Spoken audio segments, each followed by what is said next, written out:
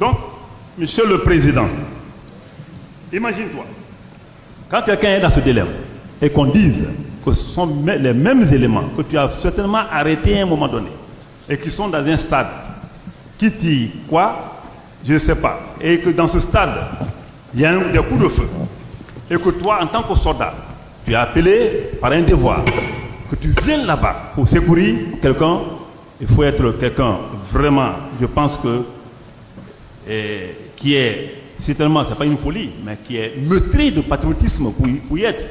Parce qu'être soldat, ce n'est pas donné à n'importe qui. Il y a un devoir qu'on doit accomplir. Donc, c'est ainsi que je suis venu sur le terrain.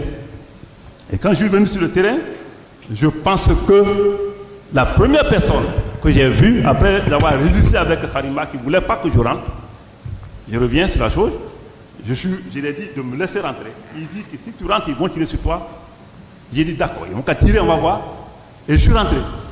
Et quand je suis rentré en courant, franchement, je pense que nous sommes au XXIe siècle. Certainement, il y a des images. Certainement, il y a des preuves. Et moi-même, j'en ai. Donc, quand je suis rentré, je pense que Dieu m'a donné la chance de croiser, parce que j'ai vu même avant même l'esplanade, avant que je rentre, parce qu'il y a deux cours. Hein. Quand on dit stade, là, il y a deux cours. Il y a la cour du stade et il y a le stade proprement dit, qui a une porte d'entrée.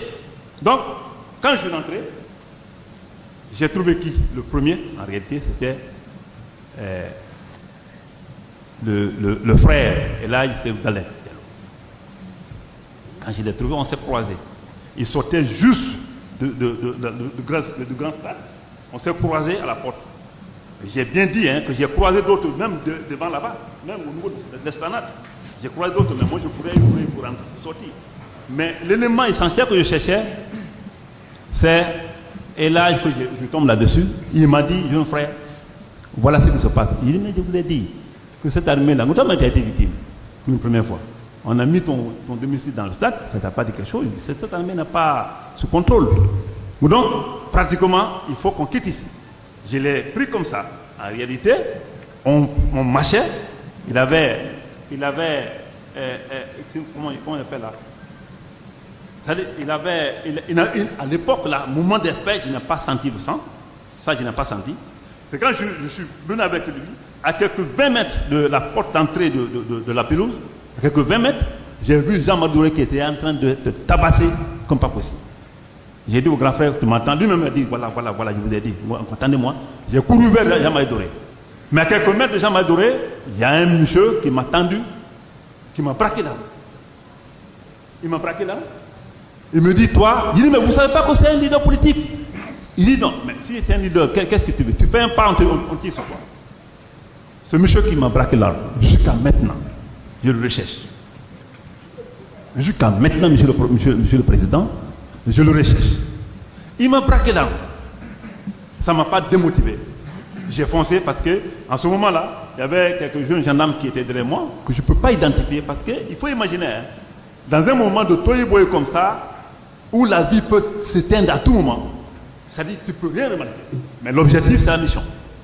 Donc, j'ai foncé sur Jean-Marie Duré, je l'ai pris.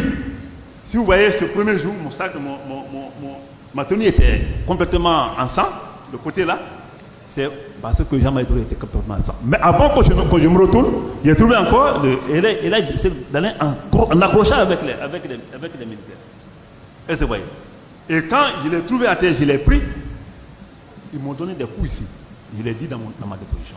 Et jusqu'à présent, c'est pourquoi je dis souvent que je suis à la fois coupable et victime. Si je suis coupable, parce que j'ai été amené 2 fois pour ça au Maroc, et je pense que mes reins là ne fonctionnent pas bien. C'est-à-dire pas les reins comme vous le pensez, je parle la hanche.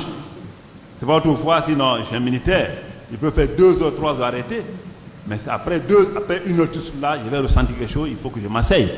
Donc, pour vous dire entre parenthèses, c'était pour juste une parenthèse, j'ai pris l'exemple chose qu'on appelle là, frère d'Alain, on a continué, et celui qui m'a donné le coup, franchement, celui qui m'a donné le coup de bâton, il ne portait pas de béret. Je ne peux pas dire si il était béret rouge, ou béret jaune, ou béret vert, parce qu'il ne portait pas de béret. Donc, pratiquement, Monsieur le Président, Je n'ai pas lâché non plus les deux éléments. C'est chemin faisant que les Baouri Otola sont ajoutés. On a pris ensemble, nous sommes partis. Ma voiture était déjà venue dans la cour. J'ai dit, il faut faire monter ces gens-là, on va à l'hôpital. Alors, pendant ce temps, quelqu'un m'a dit, dans l'euphorie là, parce que moi-même j'étais dans la voiture, quelqu'un m'a dit, les Sidias sont là. Il dit, prenez les envoyés, enlevez-les ici. Sidia, quand il sera là un jour, je sais qu'ils seront là. Ils viendront notifier cela, ou ils l'ont déjà notifié, parce que je pense que tout le monde a écouté ce que ces leaders ont dit le lendemain. Et moi, j'ai cru avoir vraiment accompli ce devoir de soldat.